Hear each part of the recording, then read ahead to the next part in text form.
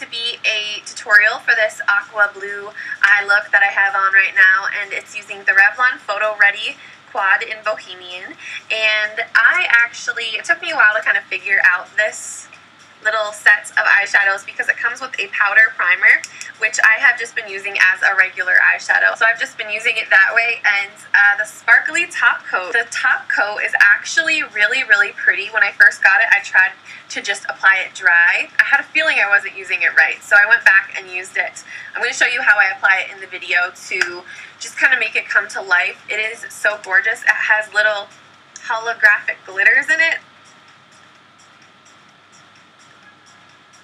which sounds crazy, but I promise it is actually very, very wearable. Keep watching to see the full tutorial, and hope you guys enjoy it. Okay guys, so the first thing that I'm going to do is apply a white cream eyeshadow base so that the colors in our eyeshadow quad kind of appear more like they actually do in the actual quad when they're on our lid. So for that, I'm just using my NYX Jumbo eyeshadow pencil in Milk, and I'm just going to apply that to the base of my lid really close to the lash line and kind of make a half circle type of shape. Start to blend it out. I'm using a synthetic brush. This is a P82 from Sigma, and then bring it up just so that it fades up gradually up into the crease like that. Before I go in with my powder eyeshadows, I'm going to use this Anastasia Brow Duality pencil. I'm going to use it's basically just like a highlighting type of pencil, and I'm going to use the Sand Shimmer side, which has a slight shimmer to it, no glitter or anything. So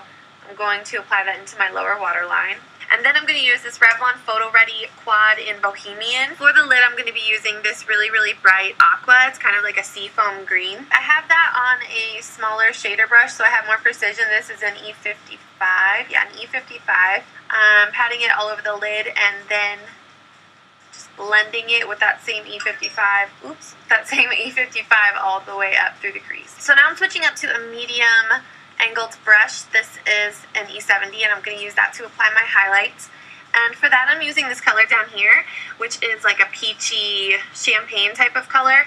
This one is supposed to be the primer, but I find it's basically just another eyeshadow as far as I can tell, so I just use it as either a lid color or a highlight color. In fact, when I layer it underneath other shadows, it kind of dilutes them, so I wouldn't really recommend using it like you would a regular eye primer.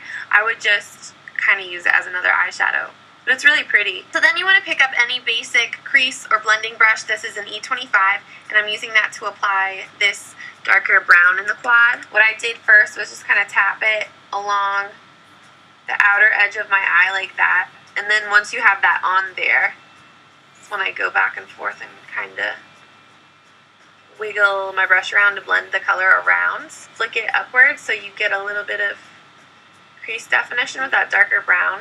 You might be able to tell what comes next, judging from the way my eye looks, because it kind of seems like there's something missing right here, like there should be a color there, right? So for that, I'm going to use this shade at the top. This is like a corally peach. Take this E40 blending brush and kind of squeeze it so it's a little tinier and just dip it into that shade. So that's going to go right there, kind of above the brown, and then blend it straight up through towards the eyebrow. So just kind of flick your brush upwards like that. Okay, so to finish up the lower lash line, I'm using a combination of this like melon color and the brown together. So I'm going to start off with the darker brown, press that into the outer corner right there, right on the lower lash line. I'm going to layer this color just right on top using that same E20 brush. I'm going to place that color right on top of the brown we just put down, but I'm going to blend it down farther and bring it in a little bit farther. I just kind of like to take my brush and just bring it straight back,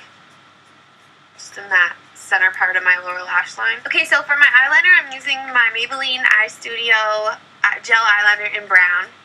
For this look, I want to do like a relatively thin line along the actual lash line, but then pull the wing out, so you kind of get like this flirty wing in the outer corner. Now for the sparkle top coat, which is totally optional, but I'm going to apply it so I can show you guys how I apply it and what it looks like and everything. It's this little guy right here. So I'm going to take this flat synthetic shader brush from the Urban Decay Naked palette and spritz it with some of my Fix Plus by MAC. So just dip it right back into the little pan, patting it over the gold to start, and then when there's less sparkle on my brush, I'm going to start patting it over a little bit over about like half of the blue color. Going to apply this L'Oreal Power Volume Black Smoke mascara. So I'm applying a generous amount of that to my upper and lower lashes. So for my false lashes, I'm going to be using the Chroma Glimmer Lashes. So I am pretty obsessed with these Chroma lashes. Even though they're a little pricey for the drugstore, they're really easy to apply and they're just absolutely gorgeous. They're really long and wispy, so they don't look like, you know, super thick caterpillar lashes or anything like that. They're just very, very glamorous. Keep in mind, this is totally optional. You could skip this if you wanted, but I just find that anytime like glitter is involved, I think that false lashes and glitter just kind of go hand in hand. So you guys know today is a really bad baby hair day, so you might see some flying free. But I don't know if I'm going to wear my hair like this later, so I don't want to spray them down. Okay, so to add some final polish to this look, I'm going to conceal and brighten my under eye area. Usually I use my brightener first. Today I'm going to use my concealer first. It's going to look just a little bit more illuminated by switching the order. And this is the Revlon Age Defying DNA Concealer in Light. So I've already done this eye, so I'm just going to tap that on and just start blending it out really gently with this Real Techniques. This is a foundation brush. So before I have that all the way blended out, I'm going to go back with the Maybelline Instant Age Rewind Concealer in the brightening shade, which is a pink, a really bright pink shade, and I'm going to trace a little upside down triangle and then just continue to blend it the rest of the way in. So I just tapped out a little bit of this Bare Minerals Well Rested brightening powder into the cap using an E40 and just a microscopic amount of this powder. Not very much at all. I'm just going to use that to set my concealer. Also, I forgot to mention this, if you want to go back in with a liquid eyeliner or something like that just to cover up any traces of the strip of lashes you applied, you can do that. I probably should do that actually. I was thinking about contouring and doing that whole thing, but I think I'm just going to go for a more natural look, so I'm using the most natural looking bronzer I have, which is my Cargo Medium Matte Bronzer. So just going around my temples and my hairline a little bit just to give my face some shape, but it also warms up your skin at the same time. I always try to blend it out at least a little bit with the Kabuki.